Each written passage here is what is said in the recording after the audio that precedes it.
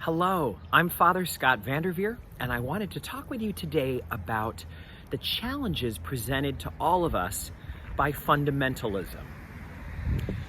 When I used to teach comparative religion at the high school level, we learned about fundamentalism, which is an expression of any religion that there could possibly be. But it's a distortion of each religion. It involves picking one part of the religion and following it with a kind of fanaticism, a literalism, an unwillingness to deal with complexity in a way that forces that religion to become kind of a caricature of what it was meant to be instead of the real thing. It becomes something that is counterproductive to spreading the message that God is love, that the last shall be first in God's world, that all of us are made in the image of God but are also sinners. It leaves no room for those complexities. And it's in every single religion, and so I think it's sometimes a little bit easier to notice when it's in a religion that is not our own.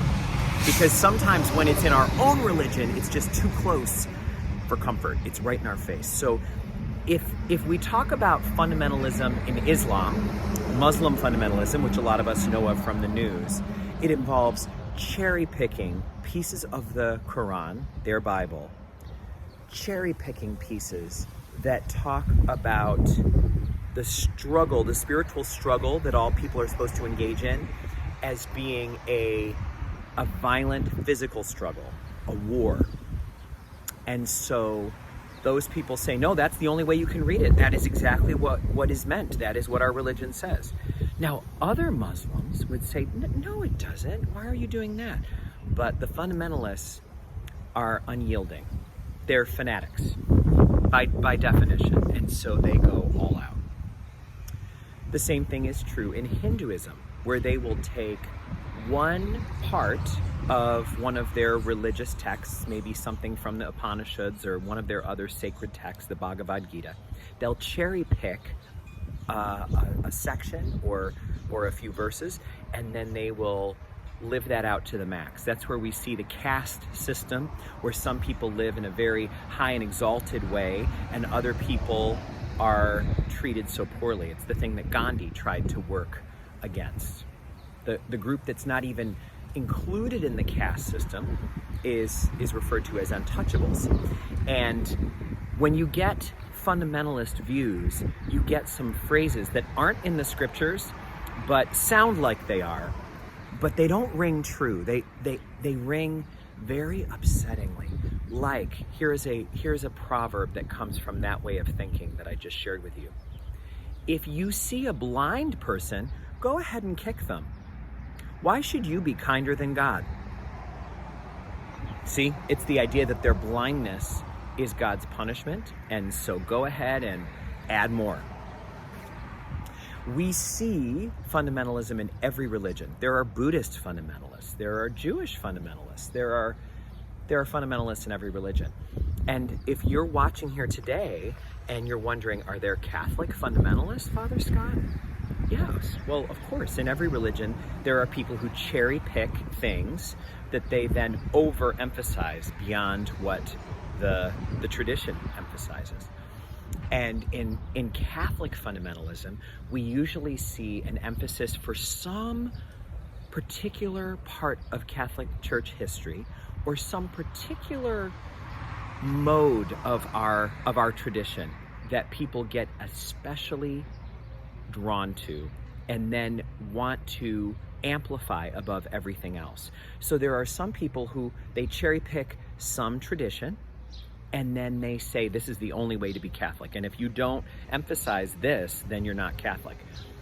An example might be a devotion. Maybe somebody picks a devotion. You know how we've got devotions? A lot of them are to Jesus' mother and our mother, the mother of God. And they will be, to Our Lady of Lourdes, Our Lady of Knock, Our Lady of Fatima, maybe to Mary as she appeared in Medjugorje. And they'll say, this is the only way. This is the only way you can be Catholic. If you don't believe this and promote it and follow it and tell everybody, then you are not Catholic. Sometimes you'll see it'll show up in politics where certain issues are used as the litmus test for whether you can be Catholic or not. And it doesn't matter, you know, what the scriptures say or what our tradition has said for 2,000 years. It all comes down to what these people emphasize as true Catholicism, the true way you can know that you're Catholic. Fundamentalism is always a mistake because it always involves cherry picking, as you've heard me say several times. I think that's a great shorthand for understanding fundamentalism. It's cherry picking a part of a religion, then turning up the volume on that part so that it is so loud you can't hear much else, and then insisting that everybody agree with you on that, and telling everyone who doesn't that they are not what they say they are, not part of that religion. In Arabic, they call them infidels. We've heard that term, the unfaithful. In other religions, they call them the unwashed, the uncircumcised, the unincluded. In Hinduism, the untouchables. Do you hear how it's not unique to any one religion? It's true for all of us. I think there are some beautiful, ancient pieces of wisdom that we can turn to. And I'd like to share just two of them, two pieces of ancient wisdom that will help us to turn away from this unhealthy way of thinking, this overemphasis on one tiny little part of our religious tradition. One of them is from Saint Ephrem, who was an Eastern saint from Eastern Orthodox section of our Christian Catholic Orthodox tradition.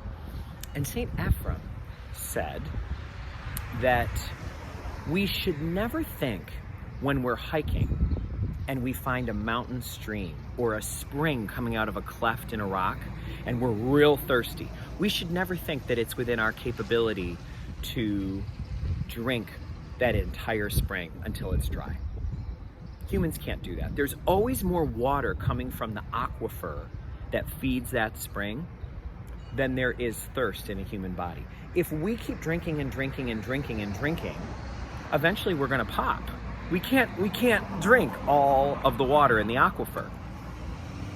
And we're not sad when we are done drinking as much as we could drink that there's still more water left. Why would we be sad about that?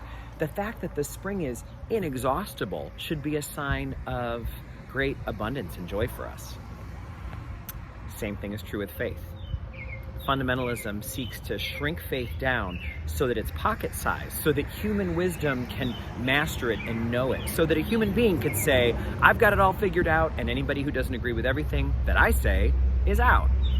Clearly, that doesn't respect the great aquifer, the great spring, the great source of all things that is God.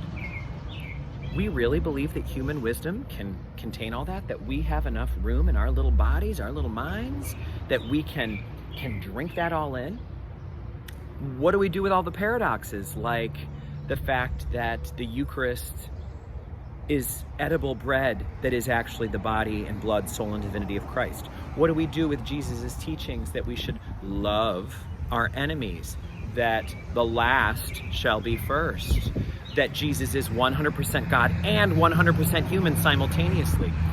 What do we do with the fact that we are made in God's image, but sinners from the very foundation of humanity? There's no room for that. There's no room for that. We wind up thinking that everything is either or. St. John of the Cross, the great Spanish mystic who was a Carmelite priest who lived in Spain in the 1500s, he said something very similar with just a different image. He said, you have to be willing to dig deeply in Christ. You have to be willing to dig. It's like you're a miner. A spiritual person is a miner who goes into the mine of religion, into the mine of our faith, and digs and digs and digs, and keeps finding jewels and jewels and jewels and jewels. And what St. John of the Cross says is, no matter how deeply you dig, you will never run out of jewels. There's always, as he says, a fresh seam of new jewels. You go deeper into the cave, you chip at the wall, and there's yet another seam of fresh jewels right there.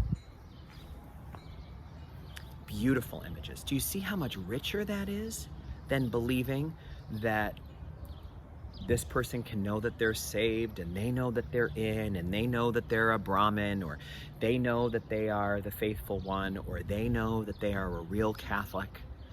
Do you see? Do you see why that's not sufficient? That that's human wisdom? That ignores Jesus saying to us, my ways are not your ways. My thoughts are not your thoughts. As high as the heavens are above the earth, so high are God's ways above our ways, and God's thoughts above our thoughts. Those scriptures are so powerful. Jesus says to us in John, there's a lot more I'd like to tell you, but you can't bear it. You can't bear it. Your human mind can't bear it. But the Spirit of truth is coming, and the Spirit of truth will lead you to all truth. Our souls can know things that our minds can't. Our experience of faith is not always about knowing. It's about following this Spirit of truth that doesn't tell us where we're going, but just beckons us to keep coming, keep coming, keep coming.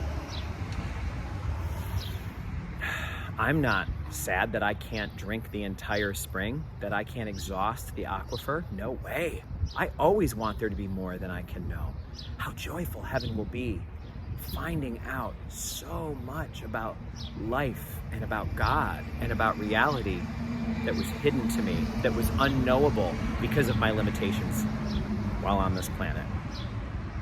I love our faith, and I am so glad that you do too. I'm so glad you watched this to the end so that you can share with me how exciting it is not to know, but to trust. Not to master all things, but to not give up, to keep returning to the spring and drinking every day of our lives.